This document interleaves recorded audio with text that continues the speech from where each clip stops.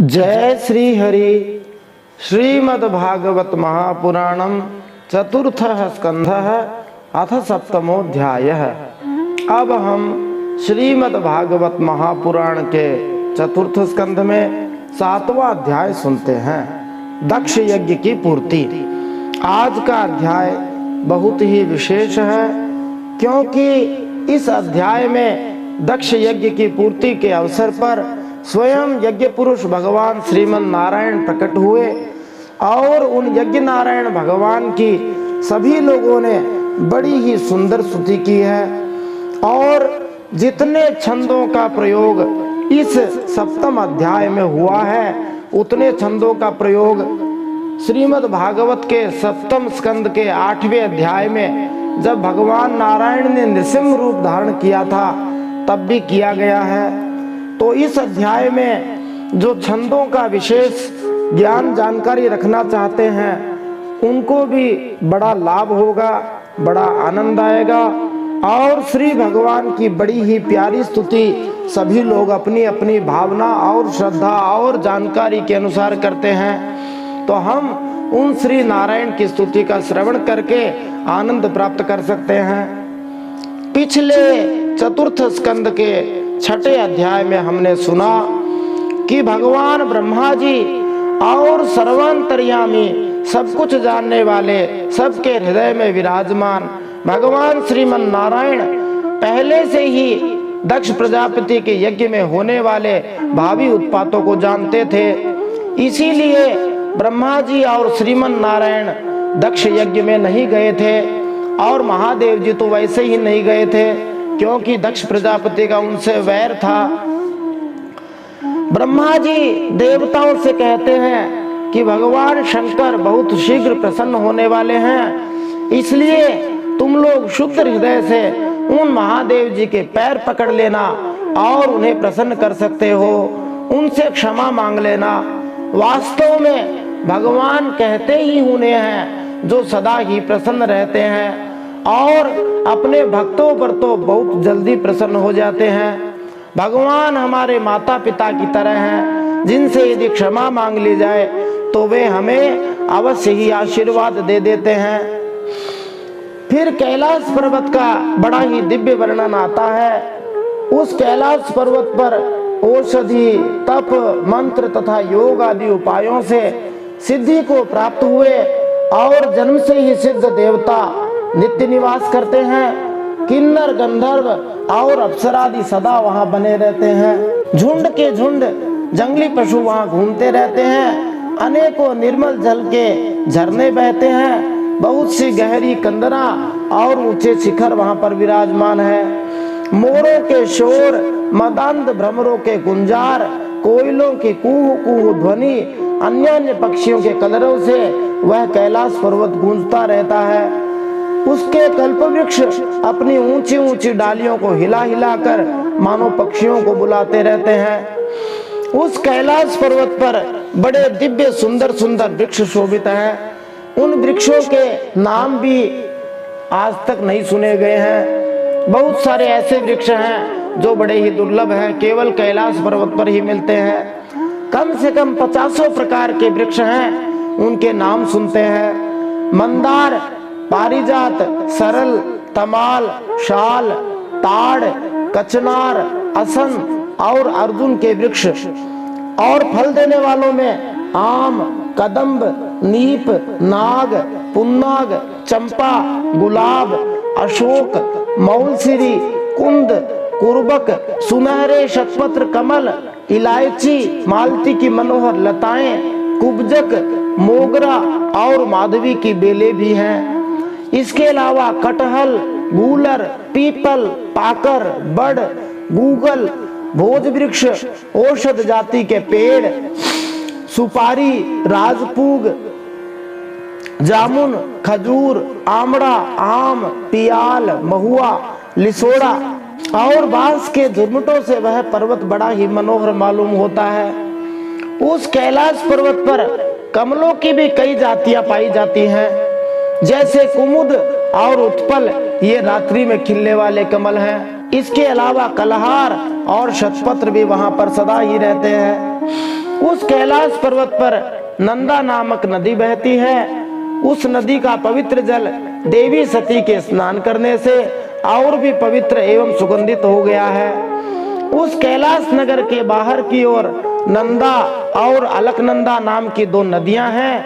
वे नदियां तीर्थपाद भगवान श्री हरि की चरण रज के संयोग से अत्यंत पवित्र हो गई हैं। यही नदियां आगे जाकर गंगा नाम से विख्यात होती हैं। बोलिए गंगा मैया की जय। यक्षराज कुबेर की राजधानी का नाम अलकापुरी है। जब देवता लोग वहां सब देखते हुए आगे बढ़े तो उन्हें बड़ा वटवृक्ष दिखाई दिया। वह वटवृक्ष इतना बड़ा था कि 100 योजन तो ऊंचा था, माने 1200 किलोमीटर की ऊंचाई थी। और उस वटवृक्ष की शाखाएं 75 योजन तक फैली हुई थी, माने 900 किलोमीटर की उसकी चौड़ाई थी। इतना विशाल वटवृक्ष था। उस वटवृक्ष के नीचे भगवान शंकर विराजमान थे। इतना बड़ा वटवृक्ष होना महादेव जी के लिए कोई बहुत बड़ी बात नहीं है। वहां उस वटवृक्ष के नीचे महादेव जी तर्क मुद्रा धारण किए हुए बैठे रहते हैं। तर्जनी अंगुली को अंगूठे से जोड़कर बाकी 3 अंगुलियों को सीधा करके जब छोड़ देते हैं तो जो बंद बनता है, जिसको गोलाकार कहते हैं, आजकल की भाषा में व्हाट्सएप पे जिसको इमोजी बनाते हैं और ऐसा कहते हैं कि बहुत बढ़िया है, ऐसा इशारा करते हैं, उसी से भगवान महादेव जी सदा ही ध्यान मग्न रहते हैं। उसे तर्क मुद्रा कहते हैं और ज्ञान मुद्रा भी कहते हैं। ब्रह्मा जी भगवान महादेव जी की बड़ी सुंदर स्तुति करते हैं और उनसे कहते हैं कि महादेव जी, जो लोग भेद बुद्धि के कारण कर्मों में ही लगे रहते हैं, जिनकी नीयत भी खराब है, दूसरों की उन्नति देखकर जिनका चित्त रात दिन कुढ़ता रहता है, माने जलते ही रहते हैं, और जो मर्मभेदी अज्ञानी अपने दुर्वचनों से दूसरों का चित्त दुखाया करते हैं, आप जैसे महापुरुषों के लिए उन्हें भी मारना ठीक नहीं है। क्यों? क्योंकि वे बेचारे तो विधाता के ही मारे हुए हैं। विधाता के मारे हुए इसलिए हैं क्योंकि जिनकी नीयत खराब है, जो दूसरों की उन्नति से सदा चिढ़ते रहते हैं और जो दूसरे को दुखी करते हैं, वे इसलिए मारे हुए हैं कि उन्हें तो आगे कभी भी कल्याण प्राप्ति होने वाली नहीं है। वे सदा ही इस संसार में भटकते रहेंगे और दुख पे दुख, दुख पे दुख भोगते रहेंगे। ब्रह्मा जी महादेव जी से कहते हैं कि आप ऐसी कृपा कीजिए जिससे दक्ष प्रजापति फिर जीवित हो जाए, भग देवता को नेत्र मिल जाए, भृगु जी की दाढ़ी मूछ आ जाए और पूषा देवता के पहले के समान दांत निकल आए। ब्रह्मा जी ने महादेव जी से कहा कि दक्ष प्रजापति ने आपको जो शाप दिया था, उस शाप को हम खारिज करते हैं। अब यज्ञांत जो भाग होगा, यज्ञ के अंत में जो कुछ बचा रहेगा वह सब आपको ही मिलेगा। इस प्रसंग की एक कथा आगे हमें सुनने को मिलेगी कि किस प्रकार एक राजा थे जिन्होंने यज्ञ के अंत में बचे हुए भाग को महादेव जी को दे दिया और महादेव जी ने उस राजा को निहाल कर दिया था। आज हम श्रीमद् भागवत महापुराण के 4th स्कंद में 7वें अध्याय में दक्ष यज्ञ की पूर्ति के अंतर्गत भगवान श्री हरि की जो दिव्य स्तुति सभी देवताओं ने मिलकर की है, वह स्तुति बड़ी ही दिव्य है। ऐसी स्तुति श्रीमद् भागवत महापुराण में केवल 2 ही बार आई है। बहुत सारे सुंदर सुंदर छंदों का इसमें प्रयोग किया गया है, इसलिए प्रश्नों की संख्या खूब बन गई है। श्री हरि कृपा से, हरि प्रेरणा से ही सब काम हो रहा है। अब हम इन प्रश्नों के उत्तर प्राप्त कर सकते हैं। कभी कभी भगवान थोड़ा सा ही दंड क्यों दे देते हैं? दक्ष प्रजापति, भगदेवता, पूषा और भृगु ऋषि जी के लिए महादेव जी ने क्या समाधान दिया? दक्ष प्रजापति ने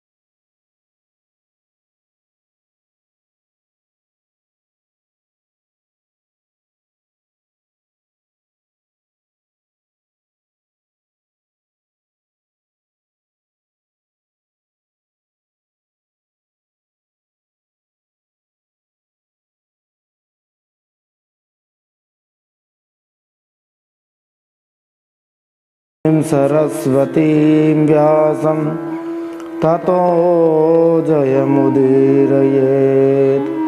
भगवान श्री नरनारायण के चरणों में प्रणाम करते हुए, श्री गणेश जी भगवान के चरणों में प्रणाम करते हुए, माता सरस्वती के चरणों में प्रणाम करते हुए, वेदव्यास भगवान के चरणों में प्रणाम करते हुए, हृदय आराध्य श्री हरि चरणों में प्रणाम करते हुए, भगवत स्वरूप श्रीमद् भागवत को प्रणाम करते हुए, श्री सुखदेव मुनि और परीक्षित महाराज को प्रणाम करते हुए, अनंत कोटि सब संत महात्माओं को प्रणाम करते हुए, इस चरित्र में भगवान महादेव जी का विशेष रूप से वर्णन आ रहा है। अतः भगवान महादेव जी को प्रणाम करते हुए अब हम श्रीमद् भागवत महापुराण के चतुर्थ स्कंध में सप्तम अध्याय 7वां अध्याय सुनते हैं। श्रीमद् भागवत महापुराणम चतुर्थ स्कंध अथ सप्तमोऽध्याय दक्ष यज्ञ की पूर्ति। श्रीमद् भागवत महापुराण में 2 अध्याय बहुत विशेष हैं। वैसे तो सभी अध्याय विशेष हैं और अलग अलग अध्यायों की अलग अलग विशेषता है, लेकिन चतुर्थ स्कंद का आज का जो सप्तम अध्याय है, एक तो वह अध्याय, दूसरा 7वें स्कंद का 8वां अध्याय, ये 2 अध्याय बड़े विशेष हैं। किस दृष्टि से विशेष हैं? तो इन अध्यायों में भगवान विष्णु की बहुत सुंदर स्तुतियां सभी ने की है। ब्रह्मा जी, महादेव जी आदि ने सभी ने मिलकर अलग अलग छंदों के अंदर भगवान श्री हरि की स्तुति की है। इस अध्याय में भी 22 श्लोकों में अलग अलग छंदों के अंदर स्तुतियां की गई हैं।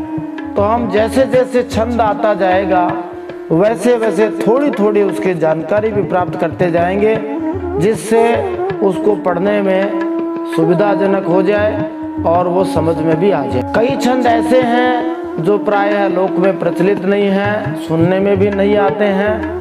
उन छंदों पर भी थोड़ा सा ध्यान देने का प्रयास करेंगे। और कई छंद ऐसे हैं जिनको किसी दूसरे थोड़े बहुत उदाहरण के द्वारा समझ करके हम उसको गाएंगे। श्री भगवान हमारे पर कृपालु हों और हम इसको ठीक प्रकार से गा सकें और सुन सकें। मैत्रेय उवाच इत्यजेनानुनीतेन भवेन परितुष्यता अभ्यधायि महाबाहो प्रास्य श्रूयतामिति।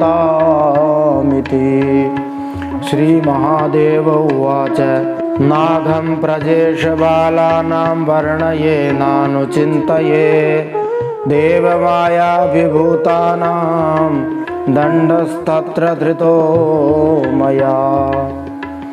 श्री मैत्रेय जी कहते हैं, महाबाहो विदुर जी, ब्रह्मा जी ने जब ऐसी प्रार्थना करी तो भगवान महादेव जी प्रसन्नता पूर्वक हंसते हुए कहते हैं कि सुनो। श्री महादेव जी कहते हैं, हे प्रजापति ब्रह्मा जी, भगवान की माया से मोहित हुए दक्ष जैसे नासमझों के अपराध की न तो मैं चर्चा करता हूँ और न याद ही करता हूँ। मैंने तो केवल सावधान करने के लिए ही उन्हें थोड़ा सा दंड दे दिया है। प्रजापतेर्दग्ध शीर्षो भवत्वज मुखम शिरः मित्रस्य चक्षुषे क्षेत भागं स्वं बर्हिषो भगः पूषा तु यजमानस्य दद्भिर्जक्षतु पिष्टभू देवाः प्रकृत सर्वांगा ये मौच्छेषणं ददु। अब महादेव जी जिसको जो दंड मिला उसका निराकरण करते हुए कहते हैं, दक्ष प्रजापति का सिर यज्ञ में जल गया है, इसलिए उनके बकरे का सिर लगा दिया जाए। भगदेव मित्र देवता के नेत्रों से अपना यज्ञ भाग देख लें। पूषा देवता पिसा हुआ अन्न खाने वाले हो जाएं, वे उसे यजमान के दांतों से भक्षण करें तथा अन्य सब देवताओं के अंग प्रत्यंग भी स्वस्थ हो जाएं, क्योंकि उन्होंने यज्ञ से बचे हुए पदार्थों को मेरा भाग निश्चित किया है। बाहुभ्याम अश्विनो पूष्णो हस्ताभ्याम कृतबाहवः भवन्त्वध्वर्यवश्चान्ये बस्तश्मश्रुर्भृगुर्भवेत्।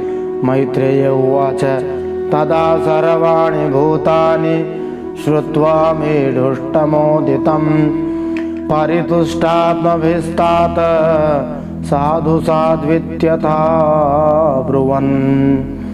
अध्वर्युवादी याज्ञिकों में से जिनकी भुजाएं टूट गई हैं वे अश्विनी कुमार की भुजाओं से, और जिनके हाथ नष्ट हो गए हैं वे पूषा देवता के हाथों से काम करें तथा भृगु जी के बकरे की सी दाढ़ी मूछ हो जाए।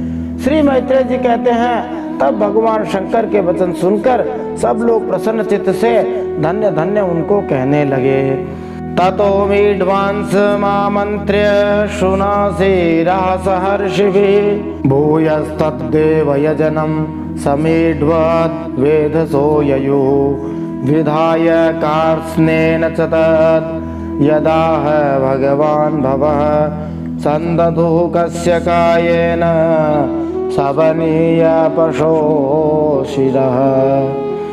फिर सभी देवता और ऋषियों ने महादेव जी से दक्ष की यज्ञशाला में पधारने की प्रार्थना की, और तब वे उन्हें तथा ब्रह्मा जी को साथ लेकर वहां गए।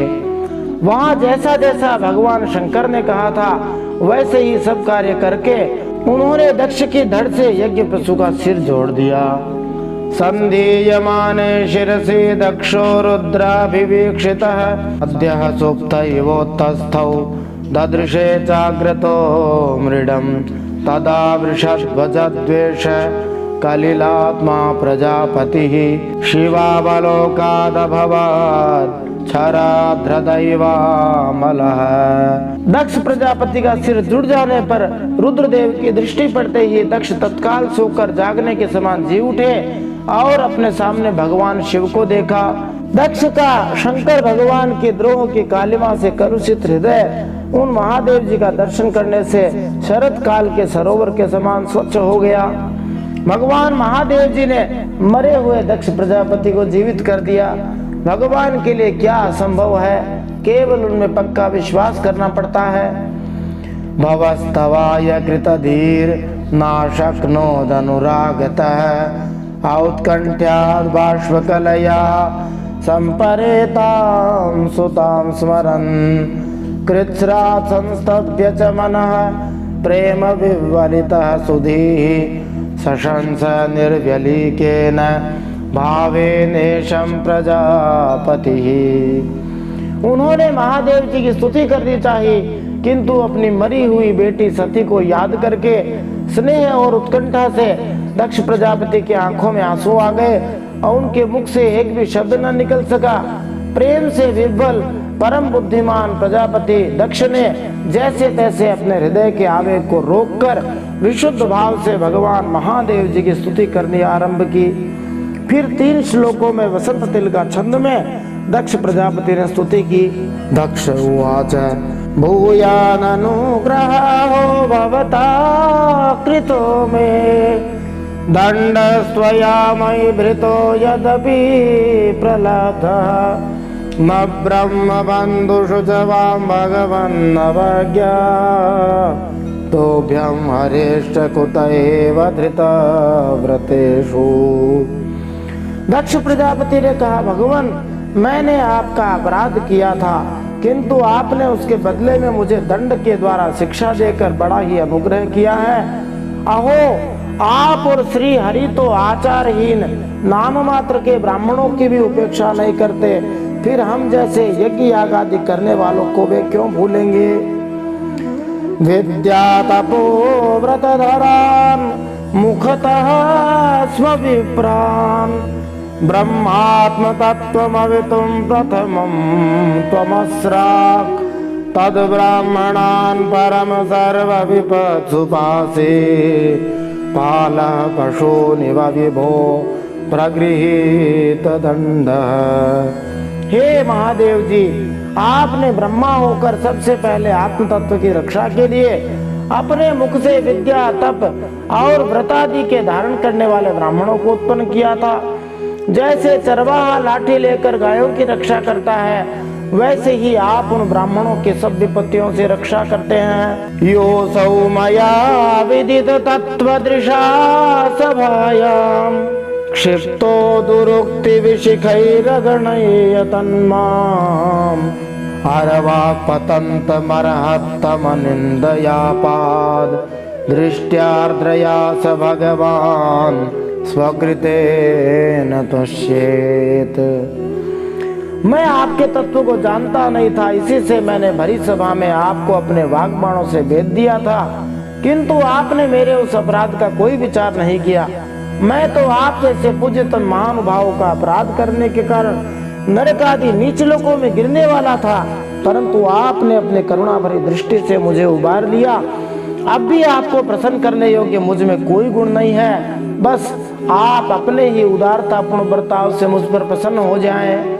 वास्तव में हम भगवान को किसी गुण से प्रसन्न नहीं कर सकते, भगवान अपनी ही उदारता से प्रसन्न हो जाते हैं। जैसे एक पुत्र अपने पिता को ABCD क ख ग घ सुनाता है तो उसके माता पिता प्रसन्न हो जाते हैं, वे अपने उदारता से ही तो प्रसन्न होते हैं, वे तो बहुत पढ़े लिखे हैं। और जैसे एक पुत्र अपने पिता को कोई चीज खाने को देता है अथवा रुपए देता है, ये 10 रुपए ले लो, तो पिता अपनी उदारता से ही प्रसन्न हो सकते हैं, क्योंकि पिता के पास बहुत धन है।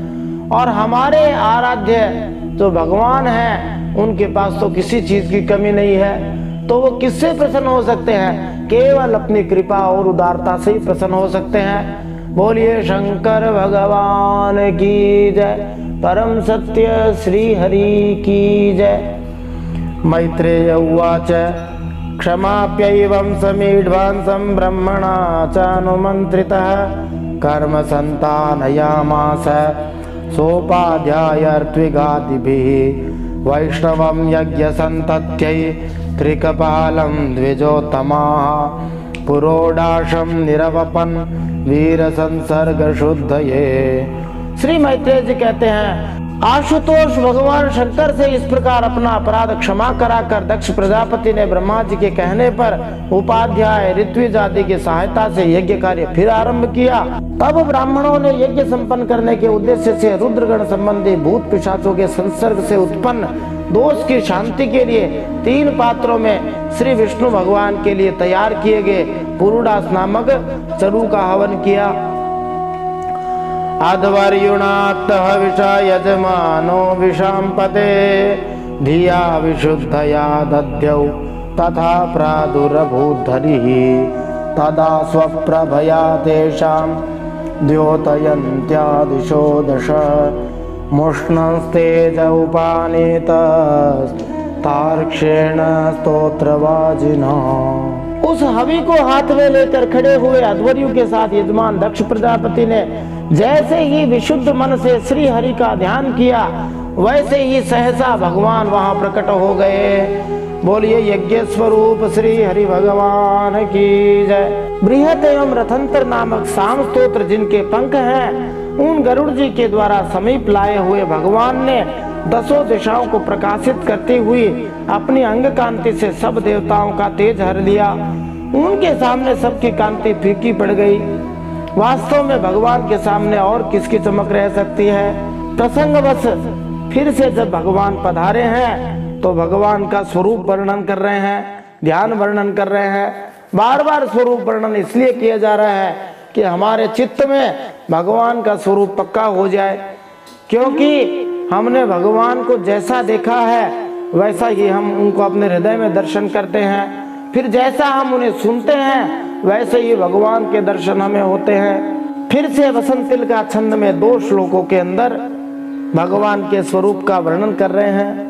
श्यामो हिरण्यरशनोर्क किरीट जुष्टो नीलालक भ्रमर मंडित कुंडलास्य कम्बब्ज चक्र शरचापगदासि चर्म व्याघ्रैर्हिरण्मय भुजैरिव कर्णिकारः। उन श्री हरि का श्याम रंग था, कमर में सोने की करधनी, पीतांबर सुशोभित थे, सिर पर सूर्य भगवान के समान देदीप्यमान चमकता हुआ मुकुट, मुख कमल भंवरों के समान नीली अलकावली और कांतिमय कुंडलों से शोभायमान था। उनके सोने के आभूषणों से विभूषित 8 भुजाएं थी जो सदा भक्तों की रक्षा के लिए तैयार रहती हैं। वैसे भगवान श्री हरि चतुर्भुज रूप में रहते हैं, लेकिन वो इतने प्रसन्न हो गए कि वो 8 भुजा धारण करके आए हैं। उनके 8 क्या अनंत भुजाएं हैं, हजारों भुजाएं हैं, लेकिन वे 8 भुजाएं अपने प्यारे भक्तों की रक्षा में लगी रहती हैं।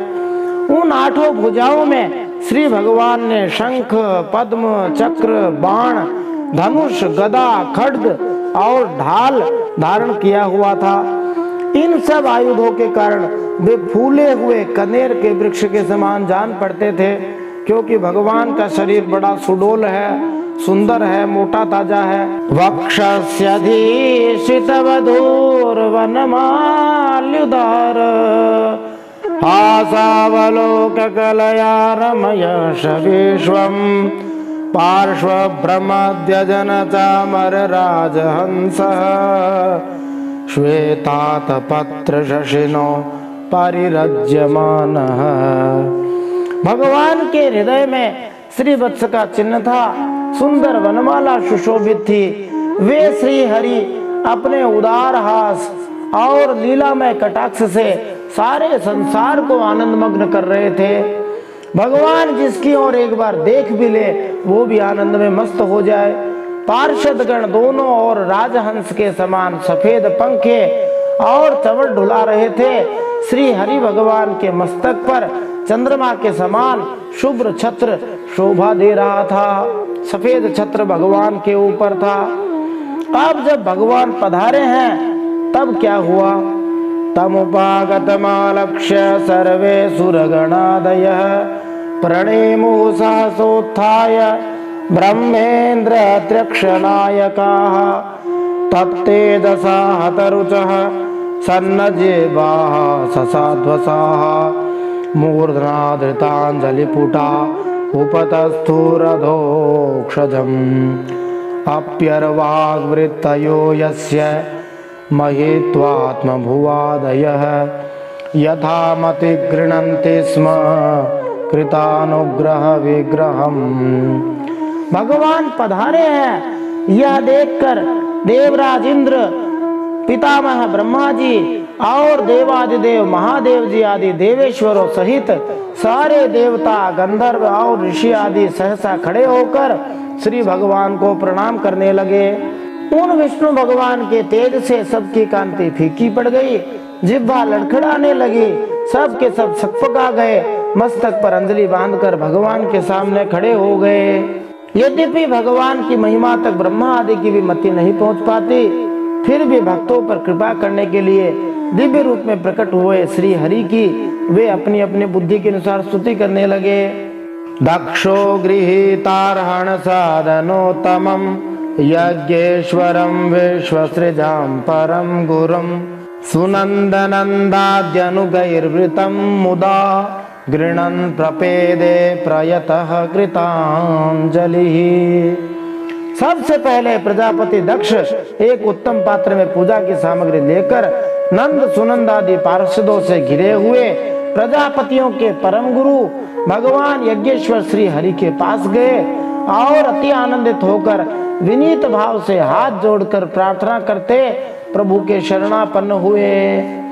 अब यहाँ से दक्ष प्रजापति, ऋत्विज सदस्य, भगवान शंकर, भृगु जी, ब्रह्मा जी, इंद्र देवता, पत्नियां, ऋषियां, सिद्ध, यजमान की पत्नी, लोकपाल, योगेश्वर, ब्रह्मा जी, ब्रह्मस्वरूप वेद, अग्नि देवता, अन्य सभी देवता, गंधर्व, विद्याधर और ब्राह्मणों ने बड़े सुंदर सुंदर छंदों के अंदर श्री भगवान की स्तुति करी है।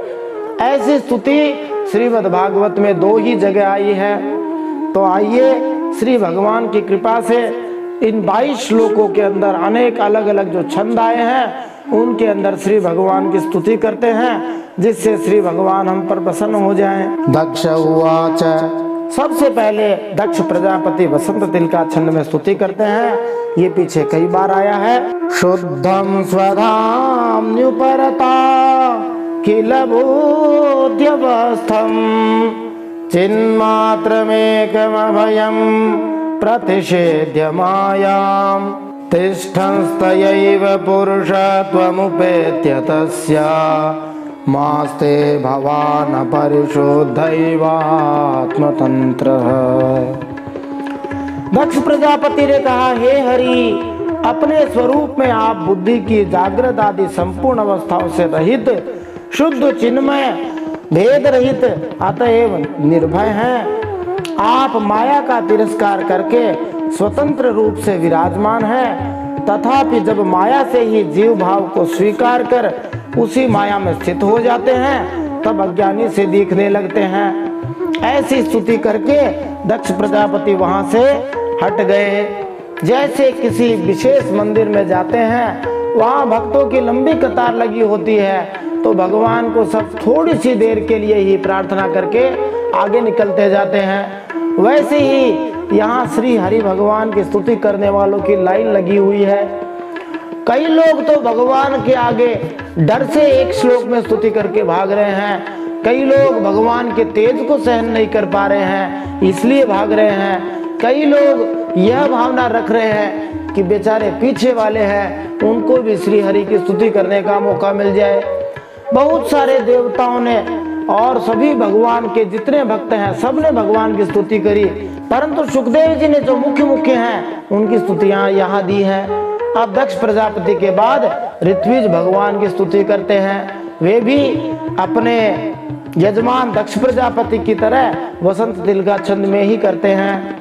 ऋत्विज ऊचुः तत्त्वं न ते वयमनंजन रुद्रशापात् कर्मण्यवग्रह धियो भगवन् विदामः धर्मोपलक्षणमिदं त्रिवृदध्वराख्यं ज्ञातं यदर्थमधिदैव मदो व्यवस्था। अब ऋत्विजों ने कहा, हे उपाधि रहित प्रभो, भगवान शंकर के प्रधान अनुचर नंदीश्वर के शाप के कारण हमारी बुद्धि केवल कर्मकांड में ही फंसी हुई है, अतएव हम आपके तत्व को नहीं जानते। यह बात ऋत्विज उन लोगों के बारे में कह रहे हैं जो केवल कर्मकांड पूजा पाठ में ही लगे रहते हैं, भगवान की भक्ति के बारे में सोचते ही नहीं है। जिसके लिए इस कर्म का यही देवता है, ऐसी व्यवस्था की गई है। उस धर्म प्रवृत्ति प्रयोजक वेदत्रयी से प्रतिपादित यज्ञ को हम आपका स्वरूप समझते हैं। यज्ञ भगवान नारायण का ही स्वरूप है। बोलिए यज्ञ नारायण भगवान की जय। ऐसा बोल के ऋत्विज चले गए। अब जो यज्ञ के सदस्य थे, उन लोगों ने स्तुति की है। मंदाक्रांता नाम का छंद है, जिसमें शांताकारम भुजग शयनम जो श्लोक आता है, भगवान विष्णु का जिसमें ध्यान आता है, प्रसिद्ध श्लोक है। उसी छंद में सदस्य भगवान की स्तुति करते हैं। ये यज्ञ के सदस्य हैं। सदस्या ऊचुः उत्पात्य न्यशरण ऊरु क्लेश दुर्गेन्त कोग्र व्यालान्विष्टे विषय मृगत्रे श्यात्मगे होरुभार द्वन्द्वश्वभ्रे खलमृगभये शोकदा वेग्यसार्थ पादौकास्ते शरणद कदा यातिका मोपश्रेष्ठ। सदस्यों ने कहा, हे जीवों को आश्रय देने वाले प्रभु, जो अनेक प्रकार के क्लेशों के कारण अत्यंत दुर्गम है, जिसमें काल रूप भयानक सर्प ताक में बैठा हुआ है, द्वंद्व रूप अनेकों गढ़ है, दुर्जन रूप जंगली जीवों का भय है, शोक रूप दावानल धधक रहा है, ऐसे विश्राम स्थल से रहित संसार मार्ग में जो अज्ञानी जीव कामनाओं से पीड़ित होकर विषय रूप मृग तृष्णा जल के लिए ही देह गेह का भारी बोझा सिर पर लिए जा रहे हैं, वे भला आपके चरण कमलों की शरण में कब आने लगे। सदस्य सही कह रहे हैं। वास्तव में संसार की कामनाओं से पीड़ित होकर मृग तृष्णा जल के लिए ही देह गेह का बोझा सिर पे ढोए रहते हैं, वे भगवान की शरण में जा नहीं सकते हैं। फिर भगवान शंकर मालिनी छंद के अंदर यज्ञ स्वरूप श्री हरि की स्तुति करते हैं। इसी छंद में हनुमान जी का प्रसिद्ध श्लोक अतुलित बलधामम है। इस मालिनी छंद में 8 अक्षर और 7 अक्षर इन पर रुकना होता है, कुल 15 अक्षर इसमें होते हैं।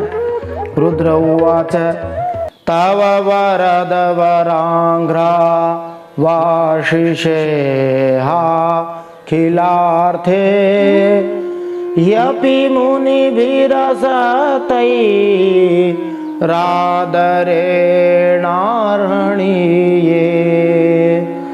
यदि रचित धियं मा विद्यलोको पविद्धं जपति न गणयेत त्वत्परानुग्रहेण। भगवान रुद्र ने कहा, हे वरदान देने वाले प्रभु, आपके उत्तम चरण इस संसार में सकाम मनुष्यों को संपूर्ण पुरुषार्थों की प्राप्ति कराने वाले हैं और जिन्हें किसी भी वस्तु की कामना नहीं है, वे निष्काम मुनिजन भी उन चरणों का बड़ा आदर पूर्वक पूजन करते हैं। उन चरणों में चित्त लगा रहने के कारण यदि अज्ञानी लोग मुझे आचार भ्रष्ट कहते हैं तो कहें, आपके परम अनुग्रह से मैं तो उनके कहने सुनने का कोई विचार नहीं करता। बहुत बढ़िया बात महादेव जी कह रहे हैं। यदि कोई अच्छा काम करे तो बुरे लोग उसकी बुराई करेंगे और यदि बुरा काम करे तो अच्छे लोग उसकी बुराई करेंगे। यदि कोई भक्ति करेगा तो भक्ति नहीं करने वाले लोग उसकी बुराई करेंगे। कोई धन कमाएगा तो न कमाने वाले उसकी बुराई करेंगे और कोई धन नहीं कमाएगा तो कमाने वाले उसकी बुराई करेंगे। इसलिए उन पर ध्यान नहीं देना चाहिए। महादेव जी कहते हैं कि जो अपने लक्ष्य पर आगे बढ़ता रहता है उसे ज्यादा इधर उधर की बातों में ध्यान नहीं देना चाहिए, केवल आगे बढ़ते रहना चाहिए। श्री हरि कृपा से सब ठीक हो जाएगा। तो भगवान सकाम और निष्काम सभी के लिए आदरणीय हैं। भृगु जी ने वसंत तिलका छंद में भगवान की स्तुति की है।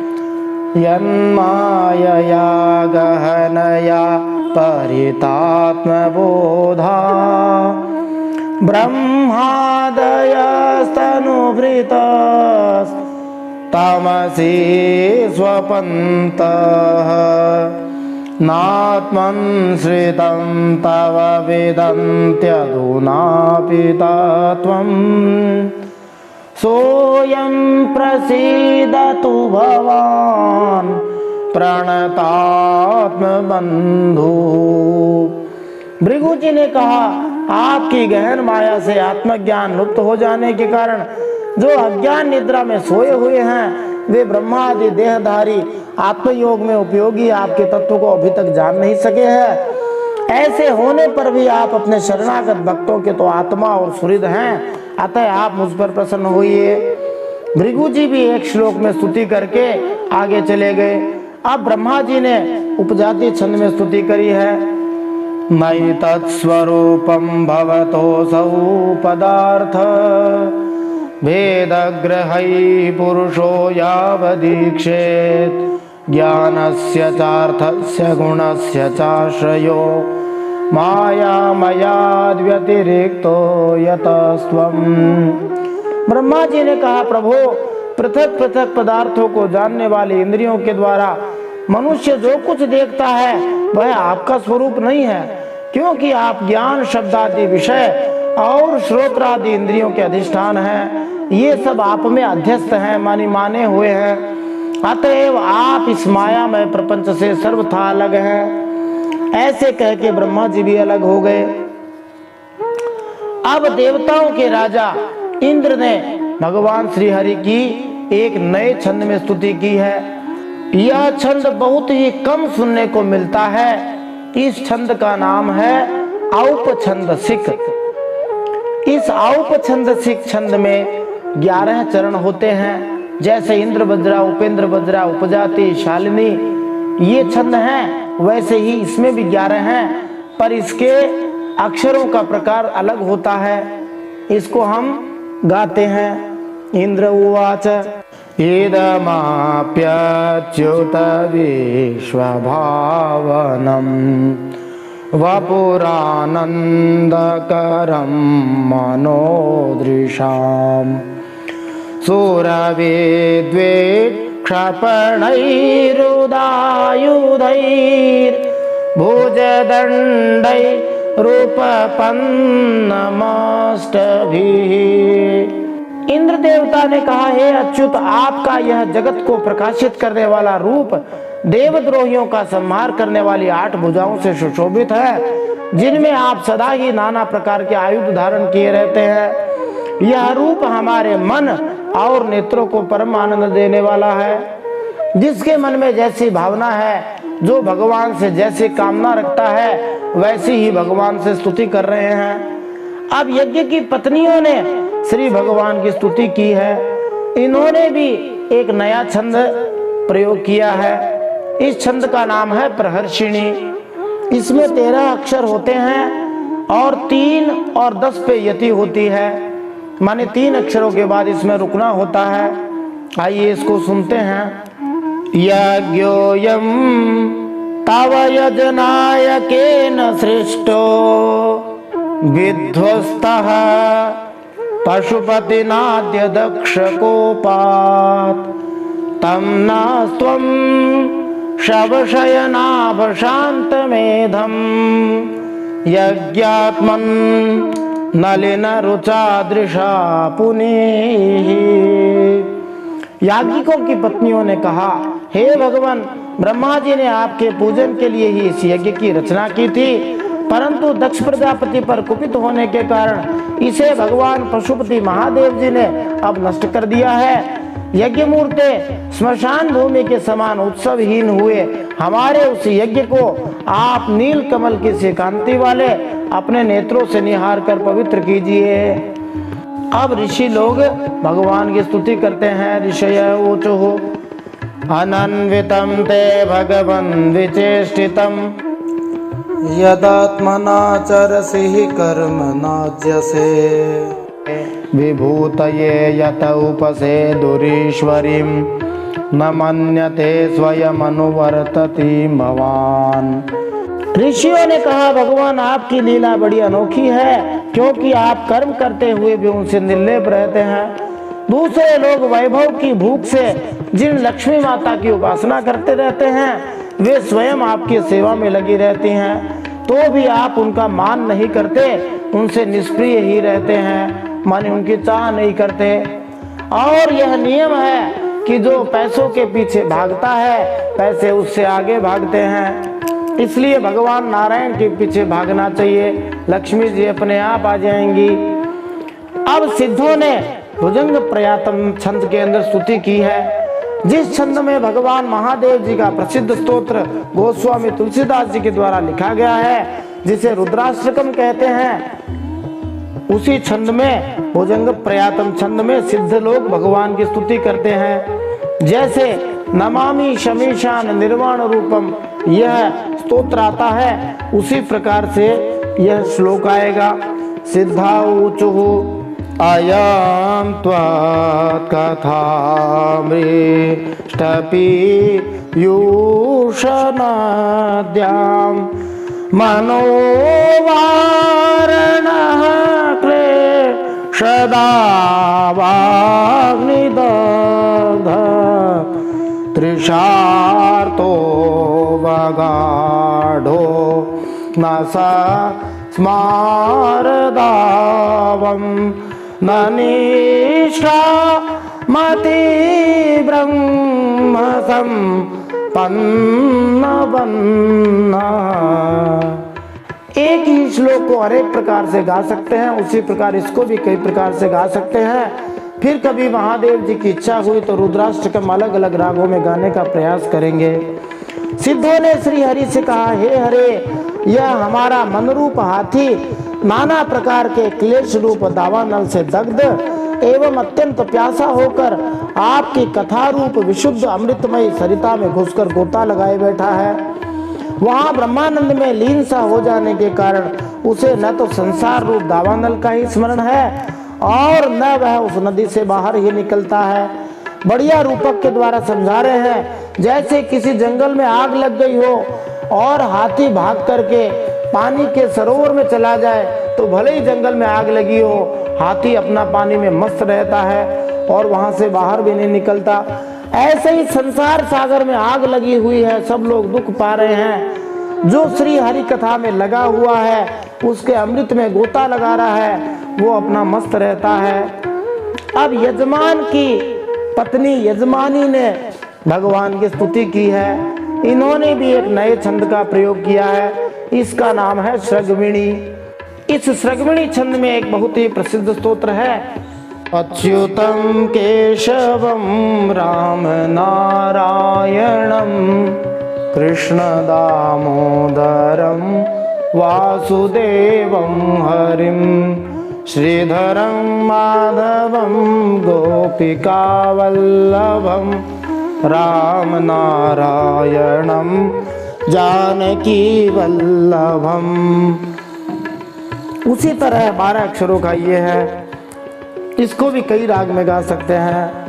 स्वागतम ते प्रसीदेश तुभ्यं नमः श्रीनिवास श्रिया कांतयात्राहीन त्वामृतेधीशनांगैर्मखः शोभते शीर्षहीनः कबंधो यथा पुरुषः। यजमान पत्नी ने कहा, सर्वसमर्थ परमेश्वर आपका स्वागत है, मैं आपको नमस्कार करती हूँ, आप मुझ पर प्रसन्न होइए। हे लक्ष्मीपते, अपनी प्रिया लक्ष्मी जी के सहित आप हमारी रक्षा कीजिए। हे यज्ञेश्वर, जिस प्रकार सिर के बिना मनुष्य का धड़ अच्छा नहीं लगता, वैसे ही अन्य अंगों से पूर्ण होने पर भी आपके बिना यज्ञ की शोभा नहीं होती।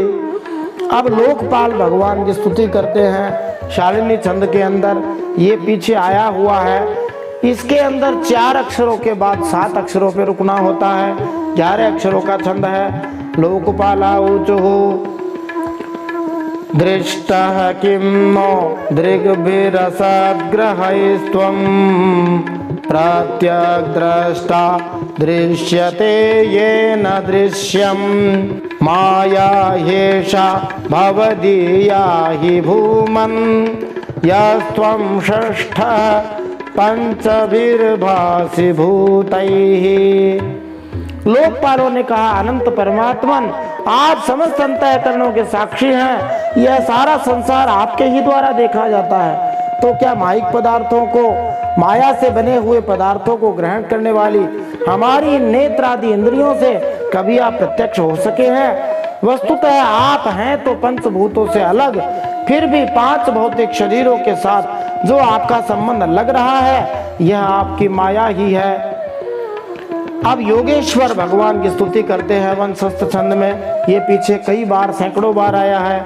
योगेश्वरा ऊचुः प्रेयान्नतेऽन्योऽस्त्यमुतस्त्वयि प्रभो विश्वात्मनीक्षेन्न पृथग्यात्मनः अथापि भक्त्येष तयोपधावता मनन्यवृत्त्यानुगृहाण वत्सल।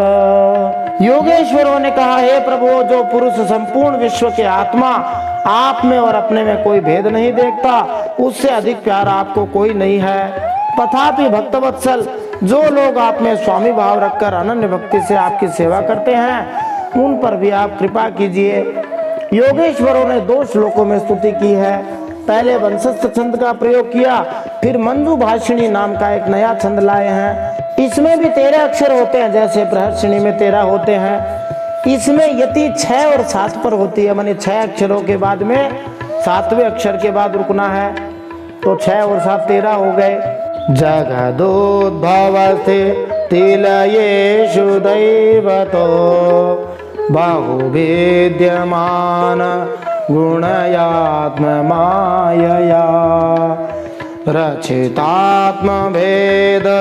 मतये स्वसंस्थया विनिवर्तित ब्रह्मगुणात्मने नमः।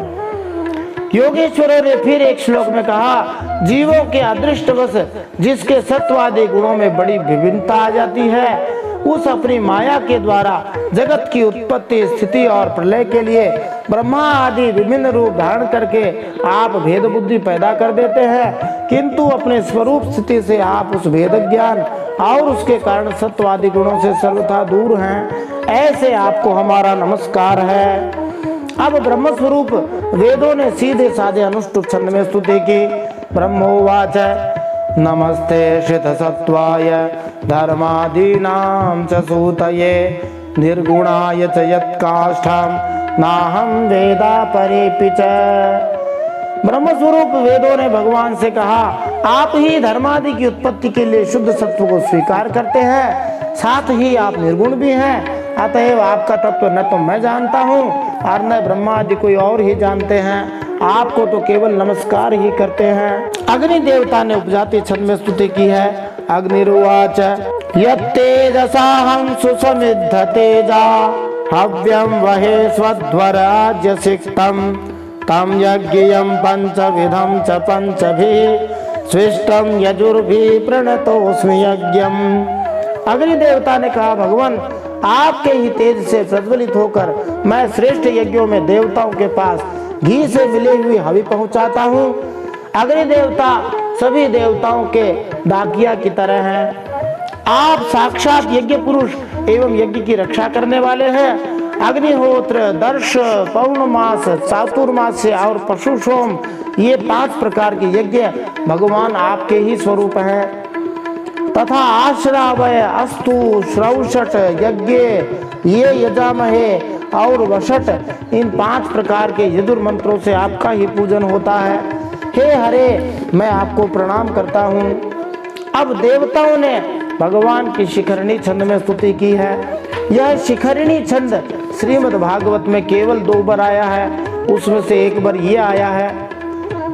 इस छंद के अंदर भगवान शंकर की बड़ी प्रसिद्ध स्तुति है, जिसको महिम्न स्तोत्रम कहते हैं। उसी छंद के अंदर देवता भगवान की स्तुति करते हैं। देवाऊचु पुरा कल्पापाये स्वकृतमुदरीकृत्य विकृतम् त्वमेवाद्यस्तस्मिन् सलिल उरगेन्द्राधिशयने पुमान् शेषे सिद्धैर्हृदि विमृशिताध्यात्म पदविः स एवाद्याक्ष्णोर्यः पथिचरसि भृत्या नवसिनः। देवताओं ने कहा, देव आप आदि पुरुष हैं। पूर्व कल्प का अंत होने पर अपने कार्य रूप इस प्रपंच को अपने उदर में लीन कर आपने ही प्रलयकालीन जल के भीतर शेषनाग की उत्तम शैया पर शयन किया था। आपके आध्यात्मिक स्वरूप का जनलोक आदिवासी सिद्धगण भी अपने हृदय में चिंतन करते हैं। अहो, वही आप आज हमारे नेत्रों के विषय होकर अपने भक्तों की रक्षा कर रहे हैं। बोलिए भक्तवत्सल भगवान की जय। अब गंधर्वों ने भगवान की स्तुति की है। उन्होंने भी एक नए छंद का प्रयोग किया है, जिसका नाम है मत्त मयूर। इसमें भी 13 अक्षर होते हैं। जैसे प्रहर्षिणी और मंजुभाषिणी में 13 हैं, वैसे इसमें भी 13 अक्षर होते हैं। इसमें 4 अक्षरों के बाद 9 अक्षरों पर रुकना होता है, तो 4 और 9 13 हो गए। गंधर्वा ऊचु अंशांशास्ते देवमरीचादयेते ब्रह्मेन्द्राद्या देवगणा रुद्रपुरोगाः क्रीडाभाण्डं विश्वमिदं यस्य विभूमन् तस्मै नित्यं नाथ नमस्ते करवाम। मत्त मयूर छंद है। मत्त मयूर का अर्थ होता है मदमस्त मोर। तो मोर ऐसे ही नाचता है, इसीलिए इस प्रकार का यह छंद है। और गंधर्व लोग तो वैसे भी गाने में बड़े कुशल होते हैं, इसलिए नए प्रकार से स्तुति करी है। गंधर्वों ने कहा, देव मरीचि आदि ऋषि और ये ब्रह्मा, इंद्र तथा रुद्र आदि देवतागण आपके अंश के भी अंश हैं। हे महत्तम, यह संपूर्ण विश्व आपके खेल की सामग्री है। हे नाथ, ऐसे आपको हम सर्वदा प्रणाम करते हैं। अब विद्याधर भगवान की स्तुति करते हैं वसंत दिल का छंद में। त्वन्माययार्थमभिपाद्य कलेवरेऽस्मिन् कृत्वा ममाहमिति दुर्मतिरोत्तमम् स्वैः क्षिप्तोऽप्यसाद्विषयलालस आत्ममोहम् युष्मात् कथामृतनिशे वाक्योद्व्युदस्येत्। विद्याधरों ने कहा, प्रभु, परम पुरुषार्थ की प्राप्ति के साधन रूप इस मानव देह को पाकर भी जीव आपकी माया से मोहित होकर इसमें मैं मेरेपन का अभिमान कर लेता है। फिर वह दुर्बुद्धि अपने आत्मीय जनों से तिरस्कृत होने पर भी असत विषयों की ही लालसा करता रहता है। किंतु ऐसी अवस्था में भी जो आपके कथामृत का सेवन करता है वह इस अंतःकरण के मोह को सर्वथा त्याग देता है। बढ़िया बात विद्याधर कह रहे हैं कि समस्याएं सबकी हैं और दुख भी पाना पड़ता है जगह जगह, लेकिन ऐसी दुखमयी परिस्थितियों में भी जो भगवान की कथा सुनता रहता है, जो उनका नाम लेता रहता है, भगवान की उस पर कृपा हो जाती है। अब भूमि के देवता ब्राह्मण देवता भगवान श्री हरि की 3 श्लोकों में स्तुति करते हैं। उसी सृगविणी छंद में ब्राह्मण देवता स्तुति करते हैं, जिस छंद में अच्युतम केशवम वाला श्लोक हमने गाया था। कई प्रकार से गा सकते हैं। ब्राह्मणा ऊचुः त्वं क्रतुस्त्वं नाविस्त्वं हुताशः स्वयं त्वं हि मंत्रः समेदार्घपात्राणि च त्वं सदस्यार्पिजो दंपति देवता अग्निहोत्रं स्वदा सोमयाजं पशु। इस प्रकार से इसको गा सकते हैं। पीछे हमने दूसरी राग ली थी। ब्राह्मणों ने कहा, भगवान आप ही यज्ञ हैं, आप ही हवि हैं, आप ही अग्नि हैं, स्वयं आप ही मंत्र हैं, आप ही समिधा कुशा और यज्ञ पात्र हैं, आप ही सदस्य ऋत्विज यजमान एवं उसकी धर्मपत्नी देवता अग्निहोत्र स्वधा सोमरस घृत और पशु हैं, सब कुछ भगवान ही हैं। फिर सृगविणी छंद में ही ब्राह्मण स्तुति कर रहे हैं। त्वं पुरागाम रसाया महासुकरो दंष्ट्रया पद्मिनीं वारणेन्द्रो यथा स्तूयमानो नदल्लीलया योगिभिर्योज्यार्थत्रयी गात्रयज्ञक्रतुः। वेदमूर्ते यज्ञ और उसका संकल्प दोनों आप ही हैं। पूर्व काल में आप ही अति विशाल वराह रूप धारण करके रसातल में डूबी हुई पृथ्वी को लीला से ही अपनी दाढ़ों पर उठाकर इस प्रकार निकाल लाए थे, जैसे कोई गजराज कमलिनी को उठा लाए। उस समय आप धीरे धीरे गरज रहे थे और योगी गण आपका यह अलौकिक पुरुषार्थ देखकर आपकी स्तुति करते जाते थे। सप्रसीद त्वमस्माकमाकांक्षताम् दर्शनं ते परिभ्रष्ट सत्कर्मणां कीर्त्यमाने नृभिर्नाम्नि यज्ञेशते यज्ञविघ्नाक्षयं यान्ति तस्मै नमः। हे यज्ञेश्वर हरि, जब लोग आपके नाम का कीर्तन करते हैं तब यज्ञ के सारे विघ्न नष्ट हो जाते हैं। हमारा यह यज्ञ स्वरूप सत्कर्म नष्ट हो गया था, अतः हम आपके दर्शनों की इच्छा कर रहे थे। अब आप हम पर प्रसन्न होइए, आपको नमस्कार है। वास्तव में यज्ञ पूजा पाठ में जो कमी रह जाती है, उसमें जो भी विघ्न आते हैं वे श्री हरि नाम से नष्ट हो जाते हैं। मैत्रेय उवाच इति दक्षः कविर्यज्ञं भद्ररुद्रावमर्षितं कीर्त्यमाने ऋषिकेशे सन्निन्ये यज्ञभावने भगवान स्वेन वागेन सर्वात्मा सर्वभागभुक् दक्षं बभाष आभाष्य प्रीयमाण इवानघ। श्री मैत्रेय जी कहते हैं, भैया विदुर, जब इस प्रकार सब लोग यज्ञ रक्षक भगवान ऋषिकेश श्री हरि की स्तुति करने लगे, तब परम चतुर दक्ष ने रुद्र पार्षद वीरभद्र के ध्वंस किए हुए यज्ञ को फिर आरंभ कर दिया।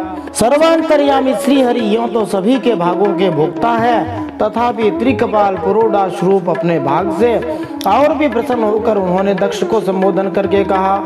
श्री भगवान उवाच अहम ब्रह्मा च सर्वस्य जगतः कारणं परम आत्मेश्वर उपद्रष्टा स्वयं दृग विशेषण आत्ममायां समाविश्य सोहम गुणमयीं द्विज सृजन रक्षण हरन विश्वम दधरे संज्ञाम क्रियोचिताम। श्री भगवान ने कहा, जगत का परम कारण मैं ही ब्रह्मा और महादेव हूँ।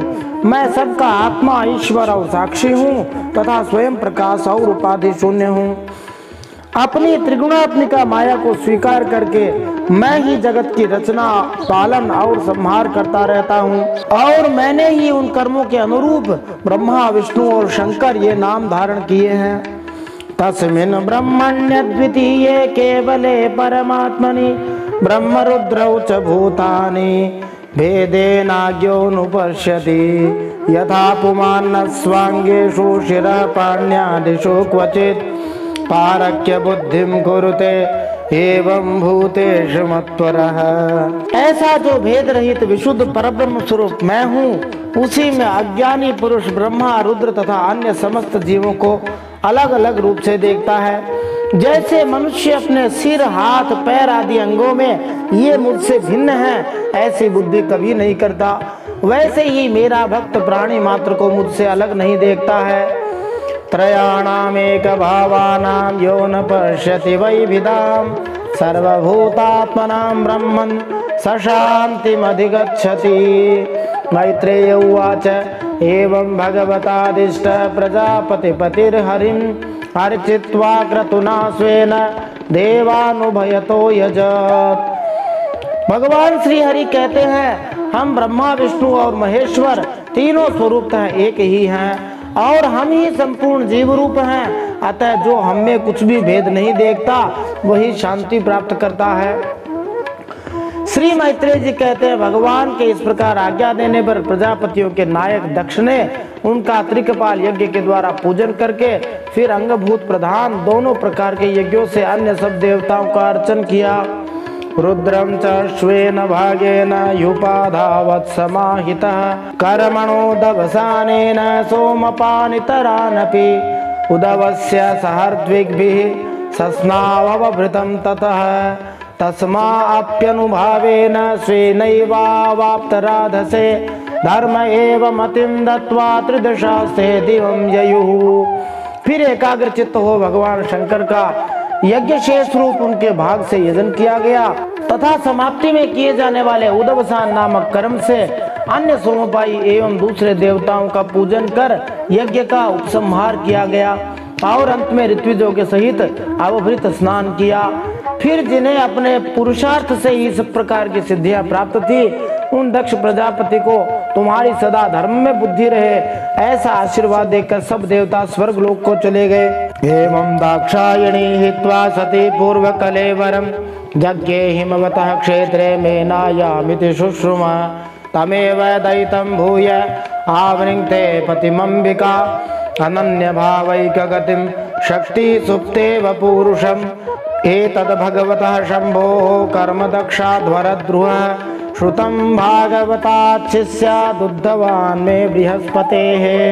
मैत्रेय जी विदुर जी से कहते हैं कि सुना है कि दक्ष सुता सती जी ने इस प्रकार अपना पूर्व शरीर त्याग कर फिर हिमालय की पत्नी मेना के गर्भ से जन्म लिया था। जिस प्रकार प्रलय काल में लीन हुई शक्ति सृष्टि के आरंभ में फिर ईश्वर का ही आश्रय लेती है, वैसे ही अनन्य परायणा श्री अंबिका जी ने उस जन्म में भी अपने एकमात्र आश्रय और प्रियतम भगवान शंकर को ही वर्ण किया। दक्ष यज्ञ का विध्वंस करने वाले भगवान शिव का यह चरित्र मैंने बृहस्पति जी के शिष्य परम भागवत उद्धव जी के मुख से सुना था। अब इसकी फलश्रुति बताते हैं। इदं पवित्रम परमीश चेष्टितं यशस्यमायुष्यमगौगमर्षणं यो नित्यदा कर्ण्य नरो नु कीर्तयेत् धुनोत्यघं कौरव भक्ति भावतः। हे कुरुनंदन विदुर जी, श्री महादेव जी का यह पावन चरित्र यश और आयु को बढ़ाने वाला तथा पाप पुंज को नष्ट करने वाला है। जो मनुष्य भक्ति भाव से इसका नित्य प्रति श्रवण और कीर्तन करता है वह अपनी पाप राशि का नाश कर देता है। यहाँ महादेव जी का भी बड़ा सुंदर चरित्र वर्णित हुआ है और इस अध्याय में विशेष रूप से जो भगवान की स्तुति की गई है ऐसे श्रीमद् भागवत में 2 ही जगह है और बड़ी ही दुर्लभ और बड़ी ही सुंदर स्तुति है। बहुत प्रयास करके केवल श्री हरि कृपा से ही इन छंदों को तैयार किया है। बड़े विचित्र विचित्र छंद आए हैं। इति श्रीमद्भागवते महापुराणे पारमहंस्यां संहितायां चतुर्थ स्कंधे दक्षयज्ञ संधानम नाम सप्तमोऽध्याय। श्रीमन्नारायणार्पणमस्तु। इस प्रकार श्रीमद्भागवत महापुराण परमहंसों की संहिता चतुर्थ स्कंद में दक्ष यज्ञ संधान नामक सप्तम अध्याय भगवान श्रीमन्नारायण के चरणों में समर्पित हो।